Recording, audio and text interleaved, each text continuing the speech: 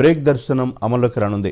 ప్రతిరోజు ఉదయం 9 గంటల నుంచి 9 గంటల 30 నిమిషాల వరకు, మళ్ళీ రాత్రి 7 నుంచి 7 గంటల 30 నిమిషాల వరకు భక్తులకు దర్శనం చేసుకునేందుకు వెసులుబాటు కల్పించారు. విరామ దర్శన సమయంలో ఉచిత, ప్రత్యేక దర్శనం, అంతరాయ అర్చనలను తాత్కాలికంగా నిలిపివేయనున్నారు. ఆలయ కౌంటర్లు, ఆలయ వెబ్సైట్లో బ్రేక్ దర్శన టికెట్లను విక్రయిస్తారు. బ్రేక్ దర్శనం టికెట్ ధర 200 రూపాయలుగా ఆలయ అధికారులు నిర్ణయించారు. ఆ సమయంలో ఉచిత, ప్రత్యేక దర్శనం, ఇతర సేవలను నిలిపివేస్తామని ఆలయ ఈవో రమాదేవి తెలిపారు. అలాగే ప్రధాన ఆలయం అన్నదాన సత్రం వద్ద 90 కిలోవాట్ల సామర్థ్యం కలిగిన సోలార్ పవర్ ప్లాంట్ను ఈవో ప్రారంభించారు.